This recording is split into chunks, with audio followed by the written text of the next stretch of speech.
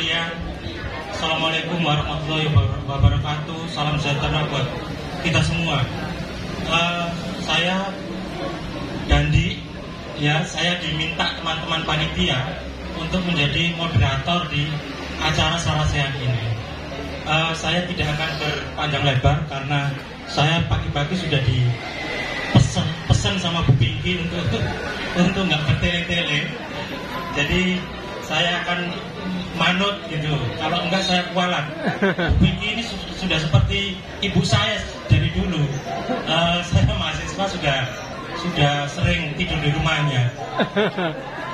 Jadi saya harus manut sampai sekarang. Ibu bapak sekalian, saya akan memandu diskusi mengenai tema besar kita tentang penulisan ulang sejarah nasional Indonesia yang dilakukan oleh negara, oleh pemerintah Prabowo lewat Menteri Kebudayaan Pak Trisno. Nah, forum ini mau membicarakan hal itu, dan kita pada ujung acara nanti akan menyatakan sikap terhadap proyek penulisan sejarah ulang dari negara itu. Prolog saya tidak akan panjang lebar. Saya akan memperkenalkan diri saya dulu sebentar. Saya aktif di organisasi namanya Ikatan Kemanusiaan untuk Korban Penghilangan Paksa Indonesia. Saya aktif di sana sejak tahun 98. Setelah sekian aktivis itu hilang karena menjadi korban penculikan dari pemerintah Orde Baru pada saat itu.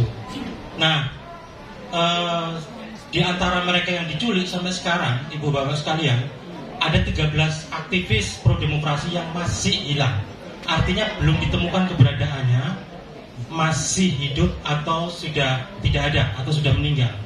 Nah, sampai sekarang peristiwa itu tidak, meskipun sudah diselidiki oleh Komisi Nasional Hak Asasi Manusia, tidak juga digelar pengadilan HAM untuk membuka tabir dari peristiwa itu, siapa yang harus bertanggung jawab dan teman-teman yang masih hilang itu di mana keberadaannya.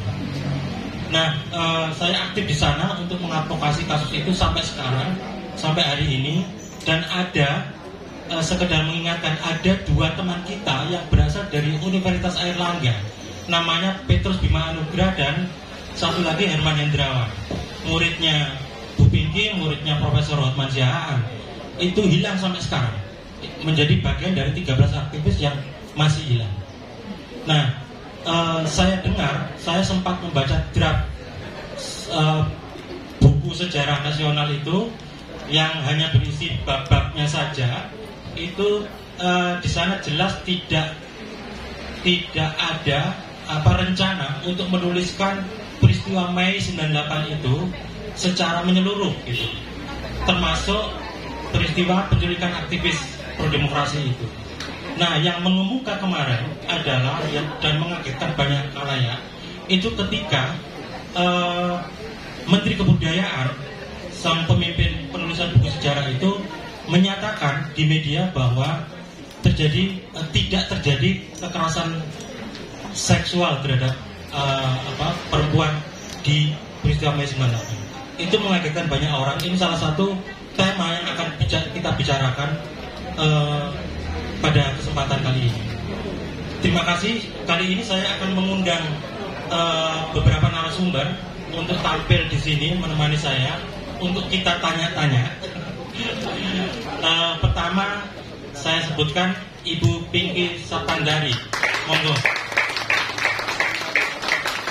Beliau selama ini sebagai staf pengajar di Fakultas Ilmu Sosial dan Ilmu Politik Universitas Airlangga, Departemen Antropologi, Ibu Pinky Saptandari. Dan dari sejak Orde Baru, Ibu Pinky ini dekat dengan para aktivis mahasiswa. Bahkan anaknya sendiri pernah tiba-tiba ada di gedung MPR, aksi demonstrasi tunggal sendirian. Teman-teman bayangkan, pada zaman Orde Baru itu tidak ada, sepanjang sejarah Orde Baru ada demonstran yang aksi sendirian di gedung MPR. Itu anaknya Bu Pinky. Itu tahun 93 atau 94, saya agak lupa. Nah, Yang kedua, saya akan panggil Profesor Hotman Sihaan. Saya sudah pesan untuk Pak Profesor untuk juga tampil. Ayo Pak Prof. Pak Hotman Sihaan ini juga mantan dosen saya di jurusan sosiologi dan termasuk dosen killer, menakutkan sekali bukannya. Banyak yang nggak lulus.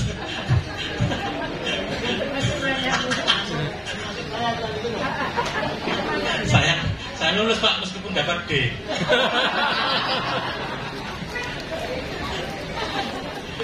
Oke, Pak Hotman sudah terkenal lah ya. Beliau juga staf pengajar di FISIP UNAIR, sering muncul di media massa opininya.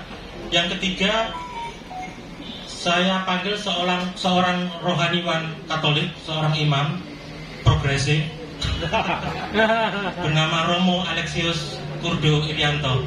Romo. Ayo mau. Ayo mau. Teman-teman, kita sangat bersyukur ya, penuh berkah karena pada kesempatan ini Romo Kurdo hadir di tengah-tengah kita. Romo ini dulu sangat aktif dalam gerakan pro demokrasi itu di luar pakem gereja gitu. Jadi berinisiatif sendiri untuk datang ke kantong-kantong gerakan mahasiswa gitu, berdiskusi dan menyebarkan ideologinya, teologi pembebasan namanya. Maka itu pada waktu itu kita merasa punya suntikan rohani gitulah ya, bahwa kita kita benar ini berada di jalan benar untuk melawan Orde Baru gitu. Itu karena Romo Kurdo. Yang terakhir, bukan yang terakhir ya, yang keempat adalah Mbak Tiwi Endang Triwiyati. Semangat. Mbak Tiwi ini sehari-hari dipanggil Mbak Tiwi. Itu beliau aktivis perempuan yang aktif membela hak perempuan dan juga mengadvokasi, ini yang penting, pernah mengadvokasi bersama-sama kelompok-kelompok perempuan yang lain korban kekerasan terhadap perempuan. Pada peristiwa Mei, Mbak Tiwi juga aktif melakukan advokasi terhadap para korban kekerasan seksual di periode Mei 98 itu, khususnya di Surabaya. Ini yang mengagetkan, banyak orang kan hanya membaca bahwa Jakarta sentris gitu, seolah-olah peristiwa kekerasan itu hanya terjadi di Jakarta. Ternyata kalau baca laporannya teman-teman tim advokasi, ada Jakarta, ada Solo, ada Surabaya, bahkan ada juga Palembang, macam-macam. Ya, nah itu nanti Mbak Tiwi bisa bercerita bagaimana beliau mendampingi para korban itu. Saya bisa mulai untuk tanya-tanya. Sebetulnya saya grogi Pak kok ini kebesaran gue. Bahaya juga. Ya, mungkin pertama saya akan ke paling dekat ya, ke ibu saya, Bu Pinky. Saya mau tanya soal ini yang paling yang menjadi pemicu gitu kita berkumpul hari ini gitu. Teman-teman muda waktu itu kemudian mengambil inisiatif, kayaknya kita harus bersikap terhadap isu ini. Nah, yang menjadi pemicu adalah pemberitaan luas di media dan menimbulkan polemik di mana-mana ketika Menteri Kebudayaan yang bernama Fadlizon itu menyatakan dalam satu wawancara di podcast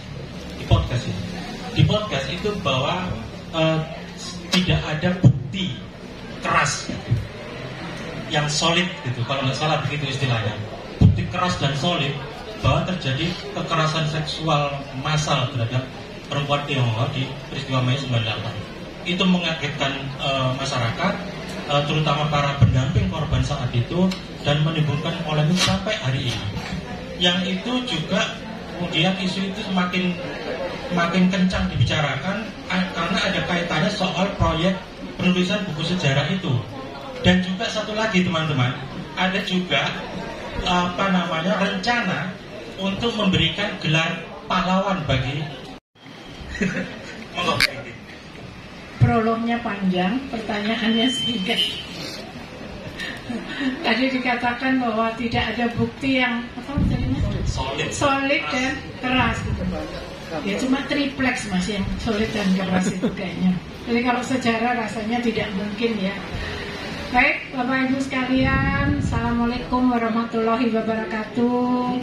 Salam sejahtera dan salam sehat untuk kita semua ya.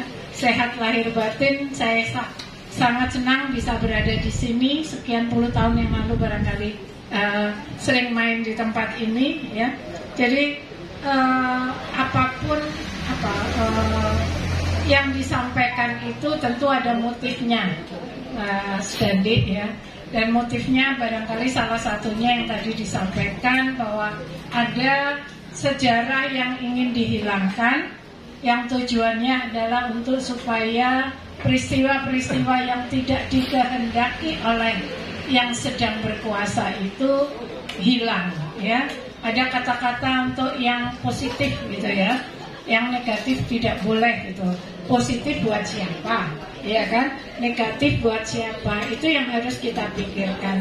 Tapi tentu kita harus tetap Mas Dandi dan Bapak Ibu sekalian, saya senang bisa berada di sini dan tujuannya tentu kita menolak segala bentuk manipulasi, penyelewengan, pengabaian terhadap sejarah yang menurut saya itu adalah sesuatu yang harus dijaga dengan sangat baik ya.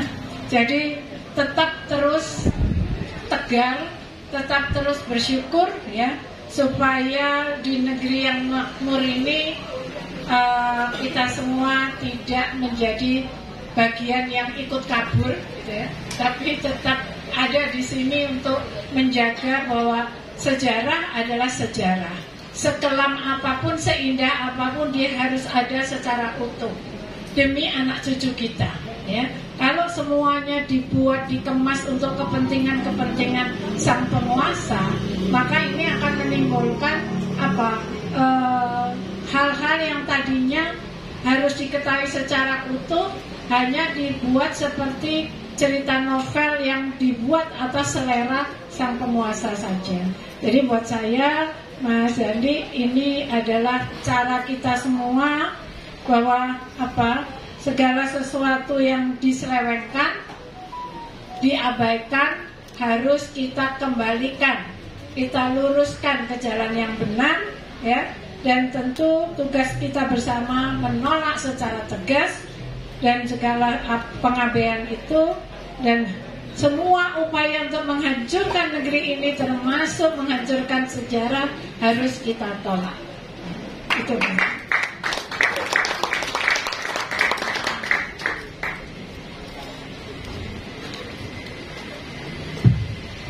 Terima kasih Bu Pinky. Nanti teman-teman di sesi berikutnya ada kesempatan untuk bertanya. Tapi saya mungkin nanti akan memberikan pesan dari panitia. Cuma dua penanya yang boleh diberi kesempatan karena waktunya ya, untuk waktu yang masih rangkaian acara. Gitu. Untuk mempercepat waktu, saya langsung beralih ke Romo Kurdo. Romo Kurdo mungkin bisa bercerita kesaksian-kesaksiannya sepanjang aktivitas yang dilakukan Romo Kurdo berrelasi dengan para aktivis mahasiswa yang saya ingat terutama pada tahun 96, Romo Kurdo ini seorang yang mempertaruhkan nyawanya, mempertaruhkan diri dan keluarganya karena menyembunyikan para pelarian politik buruan tentara Orde Baru.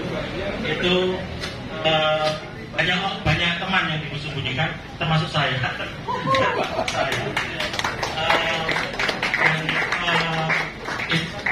Tidak mudah bagi seorang imam gereja untuk melakukan itu. Saya kira Romo Kurdo bisa cerita itu. Mungkin juga periode 98 bisa diceritakan ketika mengimpati mahasiswa.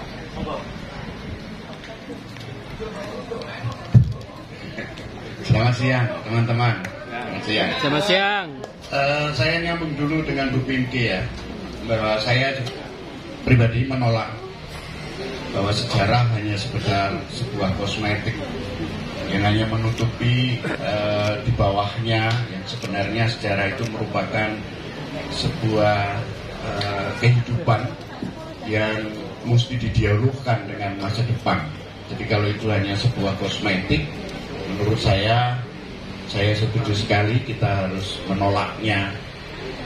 Meskipun sekarang kita sedang dalam budaya kosmetik, tetapi untuk sejarah sebuah bangsa menurut saya tidak.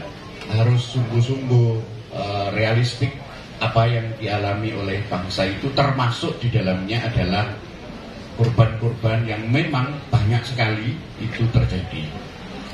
Saya kembali kemudian ke pertanyaannya Romo Dandi, bahwa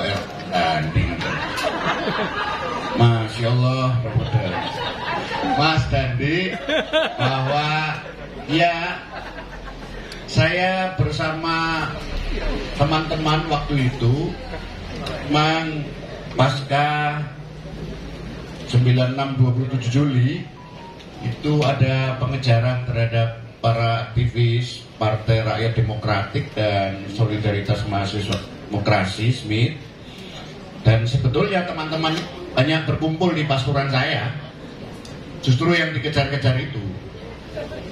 Nah, saya sebagai seorang imam pada waktu itu, dan sekarang juga sih, bukan itu saya menolong orang yang butuh uang sekolah saja, saya tolong.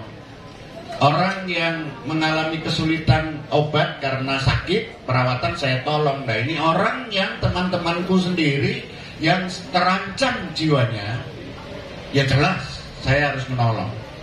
Yang paling utama adalah kemanusiaan itu sendiri, teman-teman saya, siapapun dia. Maka saya membawa mereka untuk ya lari ke sana kemari. Pertama-tama larinya, saya sudah lupa jalurnya, jadi mungkin jalurnya ya lupa saya. Tapi yang pertama yang saya ingat, ke rumah saya sendiri di Rembang. Saya tinggal di sana, saya sama bapak ibu saya cerita bahwa ini ada teman-teman. Nah, tapi kan siaran televisi terus menyebutkan teman-teman ini terus. Lalu orang tua saya tanya, kanca-kancamu itu siapa? Nah, ini. Ya terpaksa harus pindah ke Posarang kalau tidak salah, Posarang ke Kediri. Di sana, tinggal di sana beberapa hari, ditanya RT RW, siapa itu? Wah, pindah lagi. Lalu saya sempat dapat telepon dari Romo Sandiawan Sumarti, bahwa dia juga akan menitipkan pada waktu itu Budiman Sujatmiko dan teman-teman dari Jakarta menuju Jogja. Lalu saya mengambilnya di Jogja untuk menuju ke Denpasar pada waktu itu.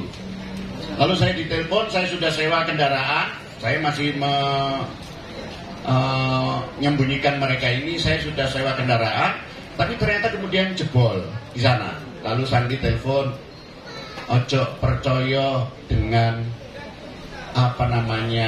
akal budi, percayalah sama hatimu. Kalau hatimu merasa tidak nyaman, keluarlah dari pasuran dan pergilah. Dan benar, pasuran saya siang itu diparani tentara. Untung saya tidak di rumah. Lalu saya disembunyikan di rumah besar di dekat penjara Kalisosok di situ 1 minggu mungkin di situ saya sendirian. Nah, singkat cerita demikian, teman-teman.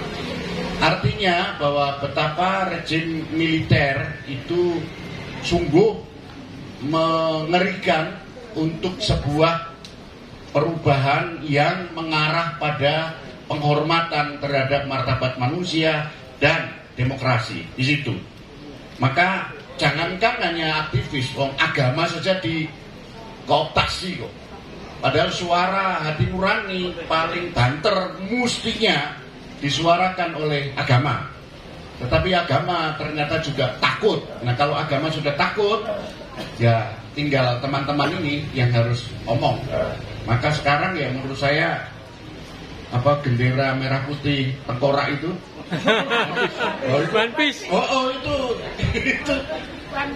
betul, itu suara yang menurut saya suara yang murni dari masyarakat, bahwa ternyata apa yang kita perjuangkan direbut oleh orang-orang yang tidak lagi peduli pada kesejahteraan masyarakat. Sekali lagi teman-teman semua, ayo kita bersama-sama. Takut? Ya pasti takut, tapi takut itu kalau dilewati gak takut mana? Takut, pasti takut ya, sama. Saya menyembunyikan dulu juga takut. Saya ditanya oleh salah seorang pengurus gereja saya begini, ini yang sampai sekarang membekas. Romo, kalau saya punya anak istri takut, itu wajar. Tapi kalau Romo bisa mengerti kan, kalau kami takut, mengerti.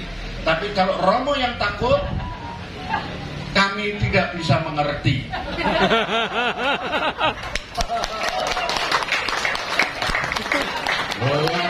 Aku yo isin ya. Aku yo isin terusan. Sehingga pastoran kemudian penuh anak-anak sampai ketiga misalnya sebut Dita, Soleh, lalu Pontoh, Soleh saya ini juga ya.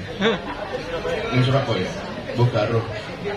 Advokat ya, lalu Pontoh itu ditangkap, ditangkis ketika demonstrasi buruh.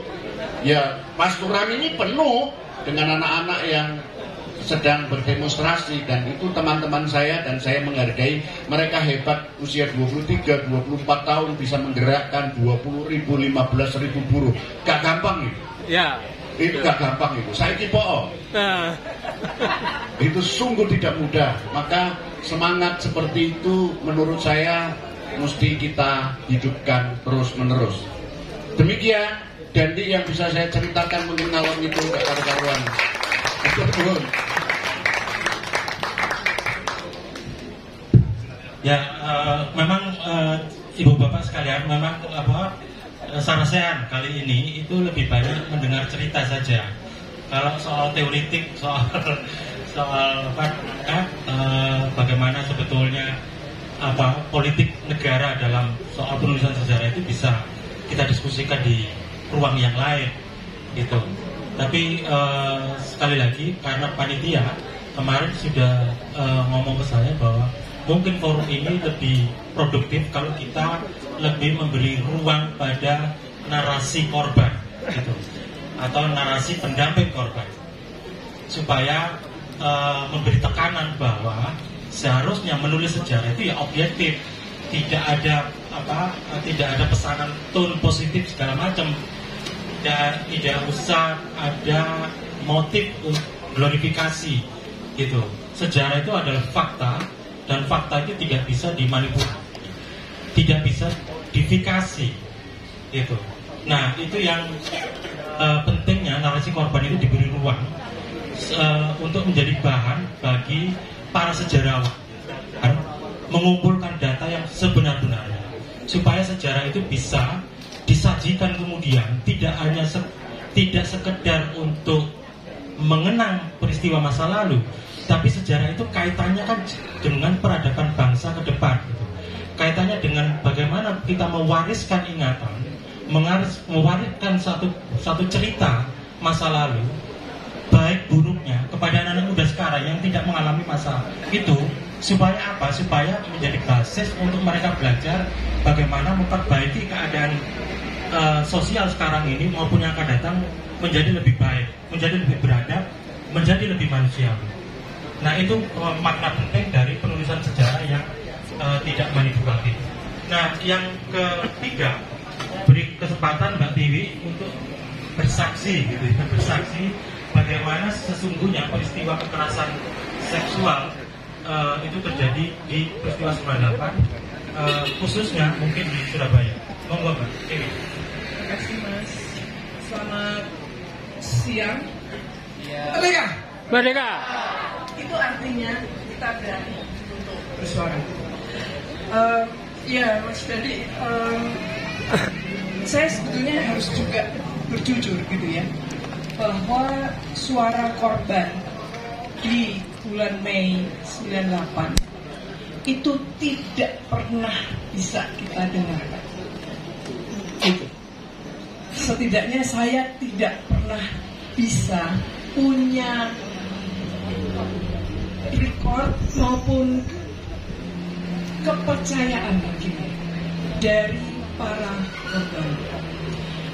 Tapi saya tahu di belakang ada Dr. Budiono. Pada waktu itu dia pernah mengajak seorang korban yang oleh beliau dikatakan dia mau bicara. Dan kemudian kami ajak untuk ke Jakarta, bertemu dengan Ibu Saparina Sadli, bertemu dengan Mbak Nur, kalau nggak salah waktu itu ya, sama Mbak Nana, sorry, bukan Mbak Nana Kencana, Kemala Chandra Kirana, benar ya namanya ya. Dan ketika ditanya, dia hanya menunduk dan diam.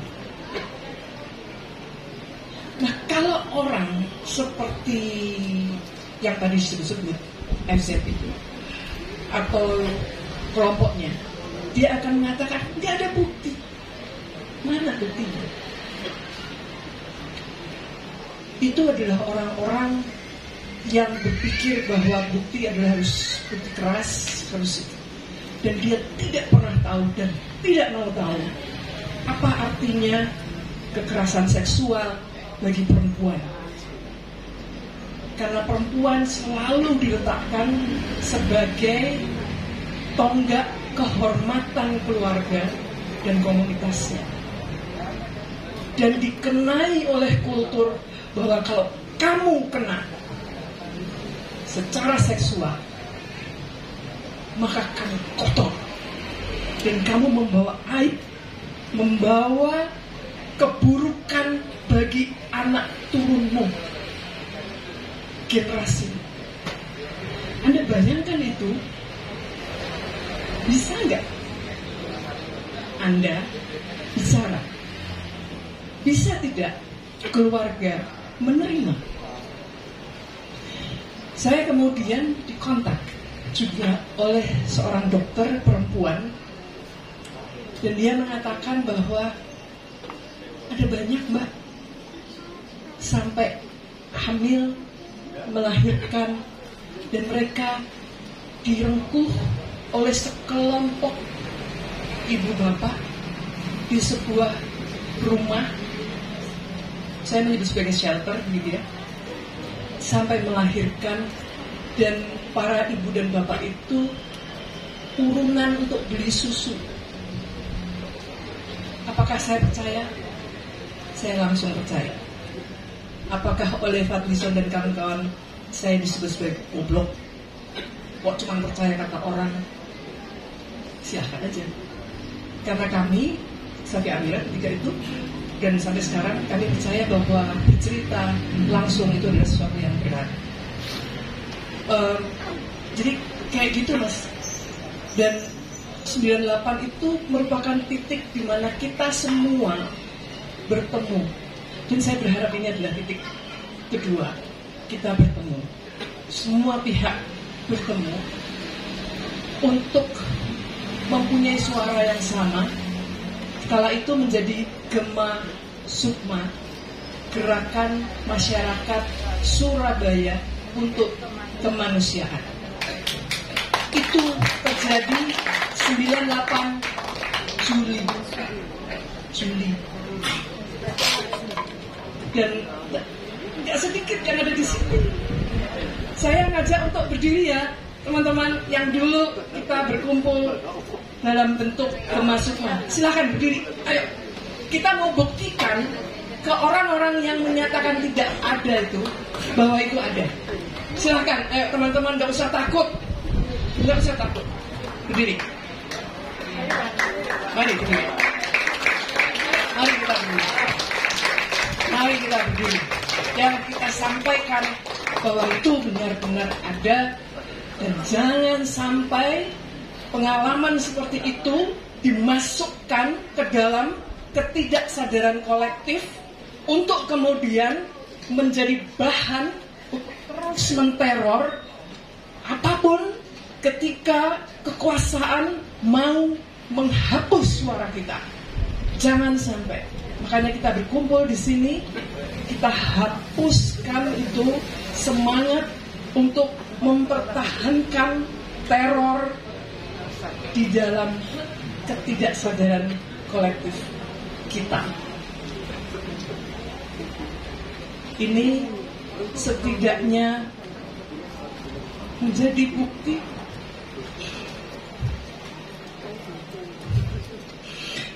bagi teman-teman, bagi keluarga yang putrinya mengalami kekerasan seksual di masa itu, maupun keluarga-keluarga yang tidak hanya di masa itu mengalami kekerasan seksual. Kita berdiri di sini, kita ada di sini, dan mau mengatakan bahwa kita percaya pengalaman Anda tidak boleh dihapus. Buat teman-teman muda, baca sejarah yang dipinggirkan,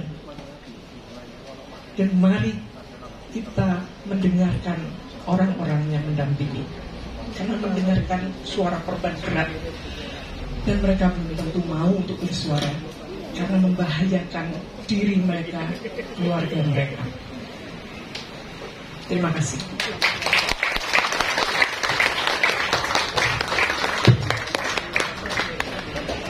Terima kasih, Mbak Di.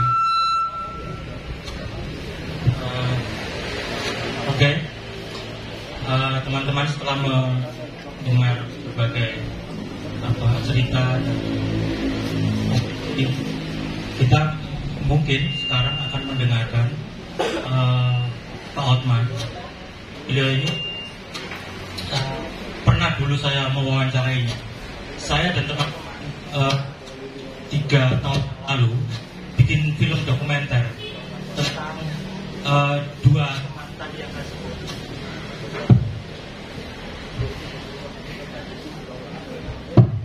Tentang Herman Hendrawan dan Petrus Bimanugra. Jadi temanya tentang penculikan aktivis tahun 98, khususnya cerita tentang 2 aktivis yang berasal dari Universitas Airlangga. Nah, salah satu narasumber yang kami wawancarai itu Pak Hotman Syahri. Saya ingat betul saat itu Pak Hotman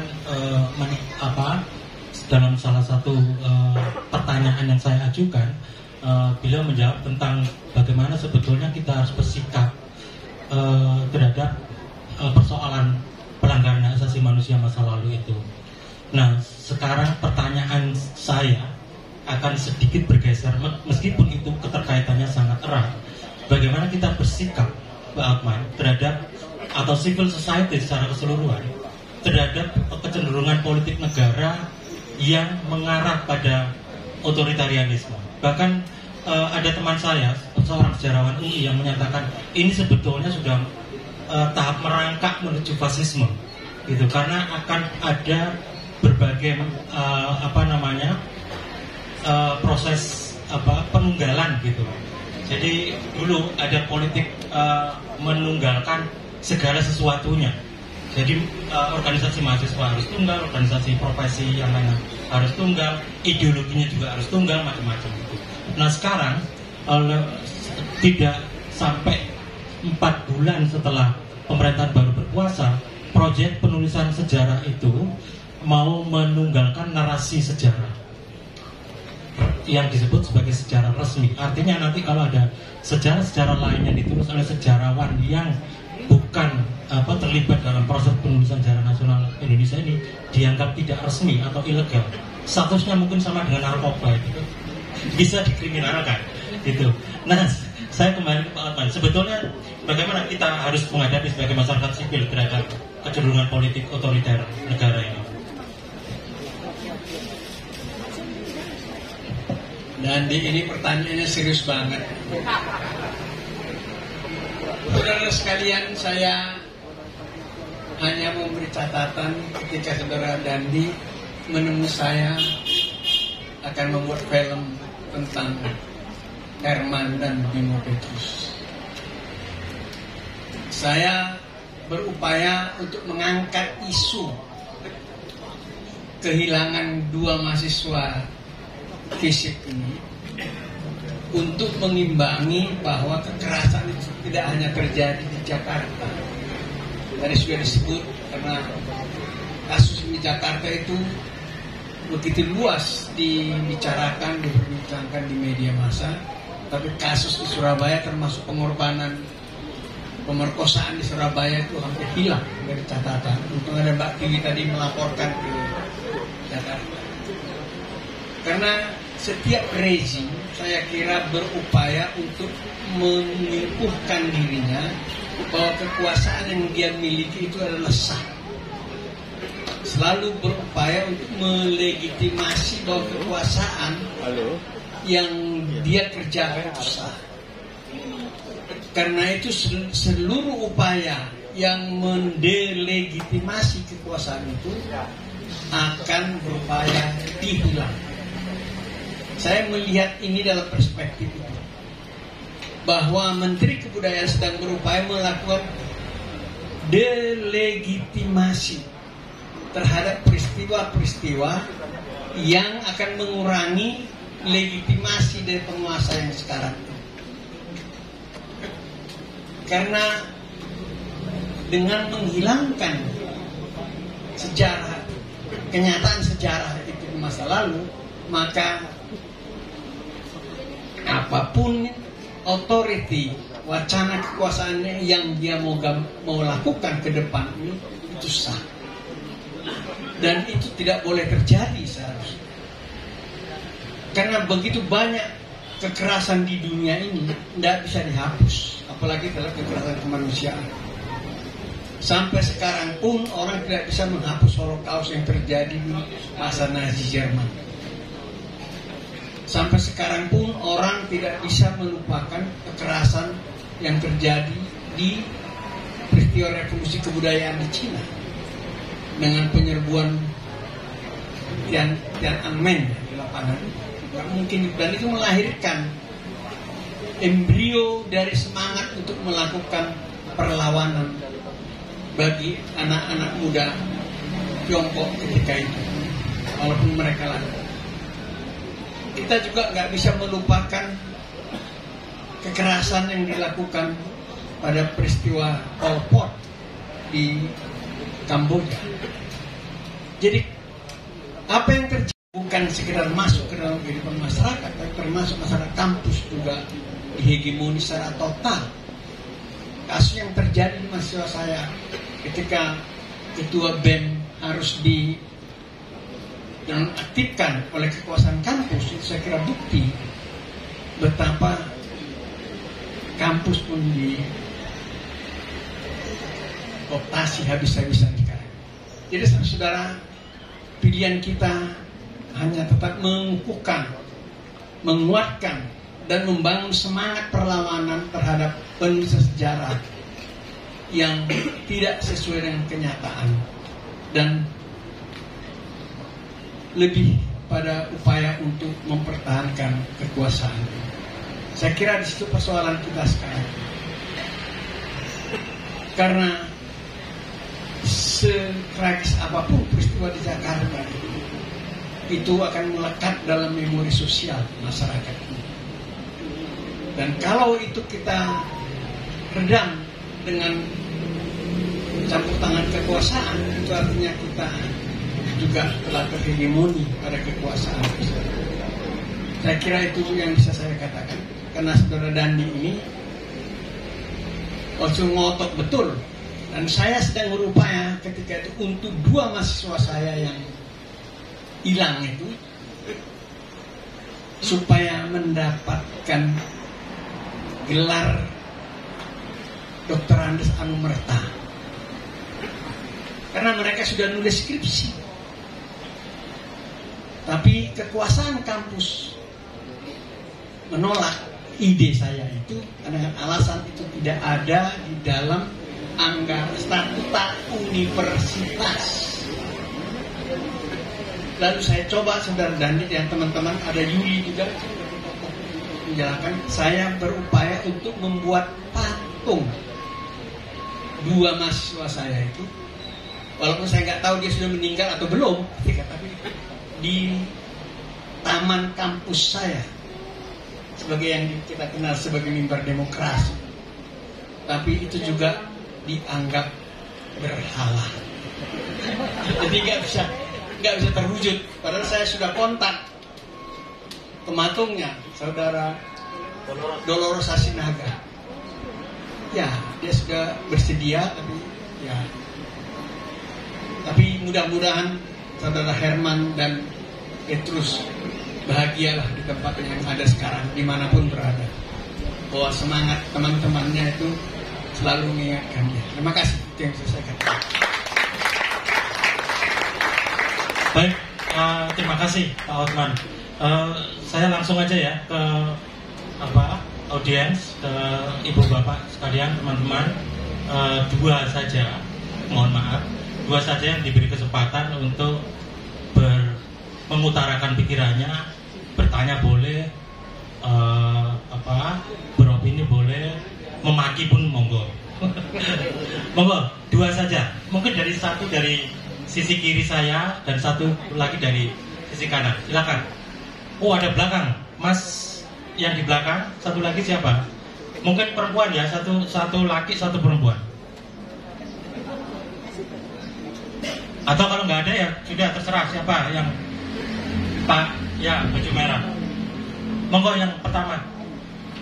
Panitia bisa membantu.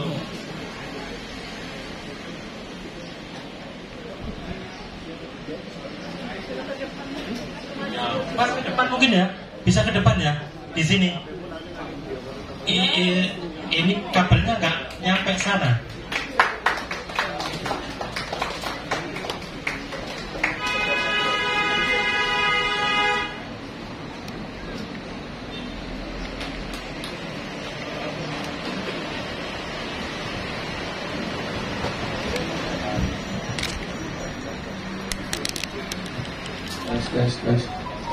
Oke, baik, selamat siang. Nama saya Yus dari Surabaya.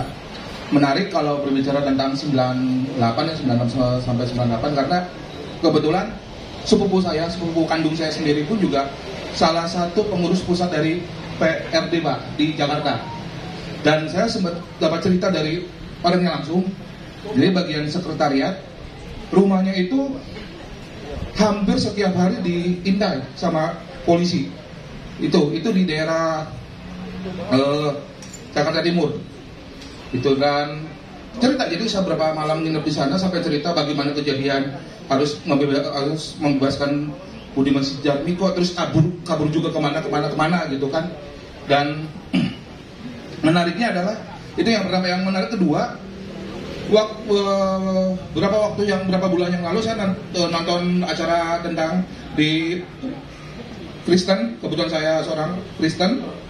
Jadi di kesaksian itu ceritanya persis, beliau adalah seorang perempuan, dia bawa cerita tahun 98 dan dia adalah korban dan dia hamil Pak, hamil sampai harus pergi ke Amerika gitu kan, dan dia bertahun-tahun harus berusaha memaafkan kejadian dan orang-orang yang memperkosa dia gitu loh. Real, saya kaget gitu kan, saya kaget sama-sama sekali loh, bisa masuk TV dan masuk acara kesaksian gitu kan, keren kalau saya bilang. Dan itu juga kejadian 98 itu juga sampai di tahun 2002. Kebetulan saya jadi mahasiswa baru di Bandung, saya waktu ikut aksi. Jadi malamnya Pak, jadi 2 malam sebelum kita aksi, saya di kuliah di Jatinangor, aksinya di Bandung. Teman-teman itu udah ngumpulin berkas ini Pak, berkas diungsikan ke kosan teman-temannya yang lain Pak. Jadi teman-teman sudah bilang di titik A, B, C itu sudah ada intel 2002. Dari tahun 98 ke 2002. Saya kira sudah selesai tahun 98 ya. 98 selesai, 99, 2000, 2001 selesai. Ternyata 2002 masih ada. Bahkan waktu kita sampai turun ke jalan, itu kita dikejar Pak sama polisi. Dikejar sama polisi, saya ngelihat teman saya dipukul pakai kompor senapan sampai saya nggak bisa tidur tenang 3 hari itu kan. Di depan mata kepala saya Pak, diginiin Pak. Puk. Gila kata saya di polisi gitu kan. Dan sampai saya lari, saya sempat dikira hilang, Pak. Dikira diculik gitu kan. Nah, itu sampai 1 bulan itu barang-barang itu kita sembunyikan, dan baru setelah mungkin hampir 1 tahun baru kita balikin lagi berkasnya gitu loh. Nah, dari situ saya lihat memang kejadian 98 itu real, Pak. Real, sangat-sangat real. Mungkin buat teman-teman yang belum, yang itu saya tahun 9, saya masih 15 tahun, pas waktu saya kuliah saya diceritakan, saya ngeliat sendiri sisa-sisa polisi yang masih ada mental-mental tahun 98 ya. Dan yang menarik adalah ternyata negara kita bukan tahun 98 aja, Pak. Tapi mungkin yang harus kita jujur di buku yang nanti, yang di dalam draft itu, apakah tahun 45 sampai tahun 47 juga dibicarakan juga, Pak? Yang masa bersiap, di mana jangan lupa rakyat Indonesia pun juga menghabisi orang-orang Eropa, gitu kan? Sisa-sisa orang-orang Belanda pada masa itu. Ya, dan juga yang mau saya tanyakan menarik dari Pak Hotman tadi, kalau bisa, Pak, kalau nggak bisa di kampus, kenapa nggak kita bikin patungnya di tempat yang lain, Pak? Sebagai simbol, Pak. Loh iya, Pak, kalau nggak bisa di kampus, kenapa nggak di tempat yang lain? Iya, Pak. Wong di Jakarta aja, rotan aja bisa, gitu kan? Kok patung aja nggak bisa, Pak? Gitu aja. Makasih, Pak. Ya, Mas Yus, terima kasih. Selanjutnya Mas yang, ya, monggo. Selamat pagi buat. Ya, mau dipersingkat ya, Pak ya. Apa nih? Monggo. Oh iya. Okay. Iya, monggo. Saya nggak bertanya, saya hanya puisi yang sesuai tema itu cangkir ya. Oke ya. Di cangkir kecil milik rakyat, air mendidih menjadi kisah. Aroma masa lalu naik perlahan, membawa wajah-wajah yang pernah hilang. Ada pertanyaan satu. Setelah kita kumpul di sini, visi misi kita lakukan hari ini apa agar sejarah tetap bernafas? Terima kasih. Terima kasih. Kali ini mungkin dibebaskan saja ya, siapa yang mau jawab, siapa yang mau menanggapi. Pertama tadi soal patung atau istilah kami dulu monumen. Jadi teman-teman, monumen itu kami perjuangkan sejak Pak Hotman menjadi dekan tahun berapa itu, Pak ya? Dekan Fisip UNER tahun 2000-an, tahun 2002 atau 2003 gitu. Tapi sejak itu sampai sekarang itu pihak UNER masih belum memberikan persetujuan, tidak memberikan izin salah satu lokasi di dalam kampusnya untuk didirikan monumen. Nah, saya mau update saja sebentar soal monumen. Beberapa waktu yang lalu saya ketemu Ibu Dolorosa Sinaga, ini pematungnya dari Jakarta, dari Institut IKJ, Institut Kesenian Jakarta. Ibu Dolo ini dulu sudah datang ke Pak Hotman dan menunjukkan desainnya, gambarnya. Nah, beberapa waktu yang lalu Pak Hotman, saya ketemu lagi Bu Dolo di pameran seni rupa di Jogja, itu sekitar setahun yang lalu, dan tiba-tiba saya terperanjat ada monumen itu dipajang di pameran itu, sudah jadi. Nah, Bu Dolo bilang kalau UNER sudah oke, angkut saja ini sudah, gitu. Jadi nggak ada biaya, nggak ada apa. Jadi kita nggak memberi honor sama sekali ke Bu Dolorosa, gitu. Karena memang Bu Dolo ini pematung, seniman, tapi juga aktivis, gitu. Dia sudah bikin patungnya Munir, bikin patungnya Marsina, bikin patungnya Pram, macam-macam. Nah, dia sangat senang terlibat dalam proses memorialisasi, upaya menarasikan sejarah pelanggaran asasi manusia masa lalu. Nah, itu. Nah, tadi ide untuk memindahkan patung atau monumen, kalau UNER masih saja tidak mau menanggapi, itu juga bagus sebetulnya.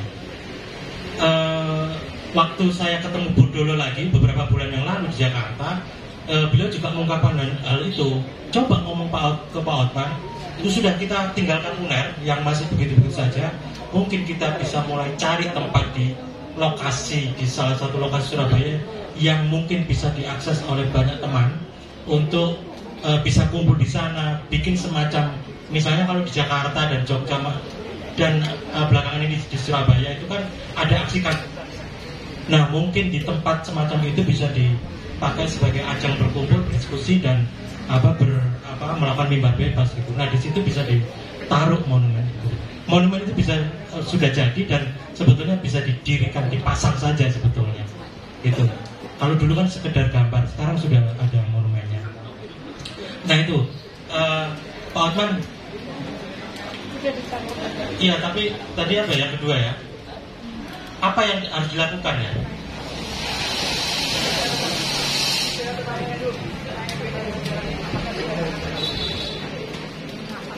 Ya kalau kita harus mengintensifkan pertemuan semacam ini. Tidak harus hadir bersama-sama juga bisa, tapi memori terhadap peristiwa masa lalu itu tidak boleh dilupakan. Saya kira hanya itu cara kita untuk mengenang semua peristiwa kejahatan terhadap kemanusiaan ini. Karena kekuasaan sudah mengasisi, sudah menyatakan minta maaf, ada kekuasaan lain yang mencoba mau menghilangkan itu. Kan itu sekarang persoalan.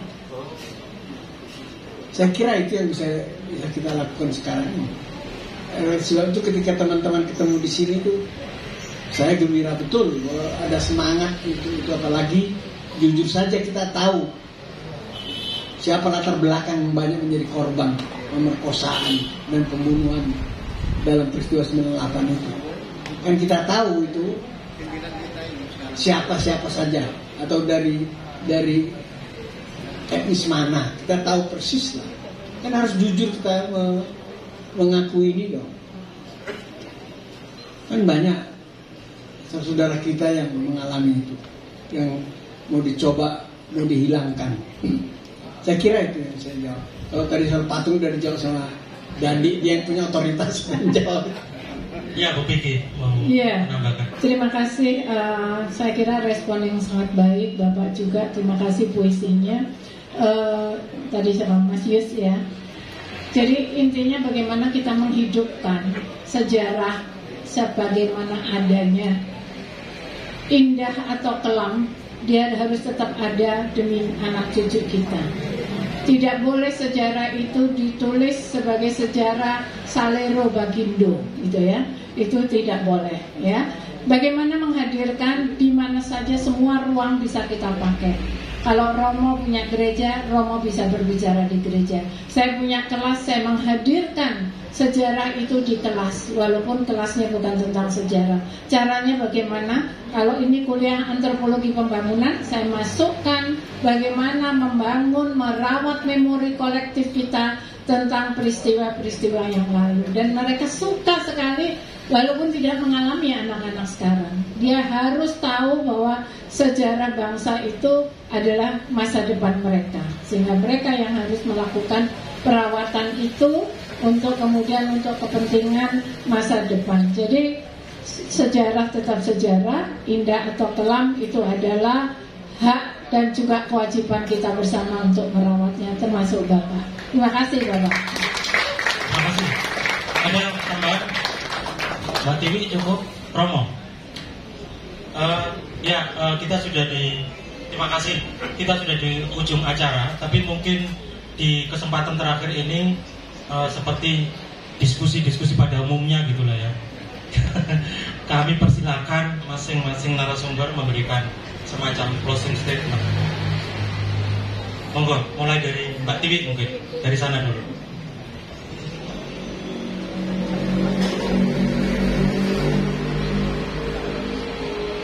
Iya. Closing statement.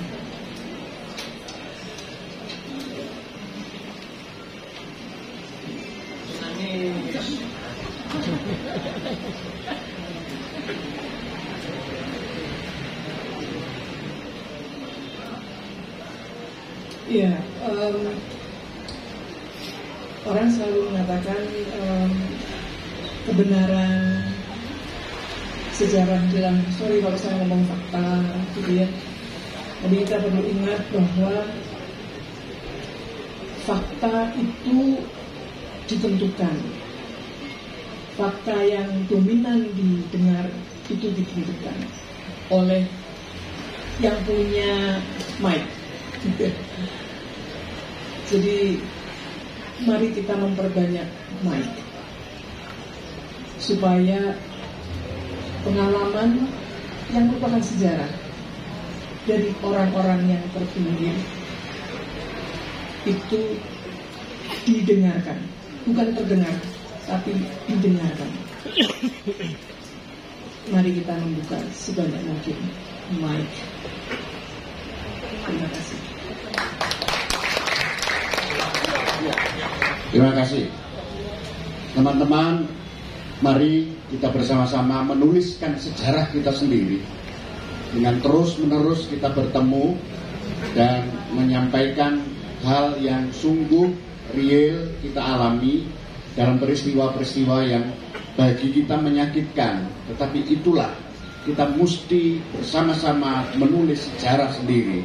Jangan pernah hidup kita dipakai untuk melegitimasi kekuasaan yang tidak tepat. Terima kasih. Terima kasih. Saya kira sejarah harus ditulis dengan benar, karena sejarah itu adalah cermin masa lalu supaya tidak terulang di masa depan. Kalau dia menimbulkan kejahatan, sebab kita mungkin tidak pernah mengalami itu, tapi generasi yang akan datang, karena sejarah kekerasan selalu berulang di negeri ini, terutama yang menyangkut soal rasialisme. Peristiwa Sukabumi tahun berapa itu juga mengalami problem. Jadi kejahatan kemanusiaan sesuatu yang tidak boleh terjadi. Itu sebabnya kenapa menjadi penting kita menulis, kita menulis sejarah ini dengan benar, supaya dia bisa menjadi cermin kita tidak mengulangi kesalahan kita yang pernah terjadi di masa lalu. Saya kira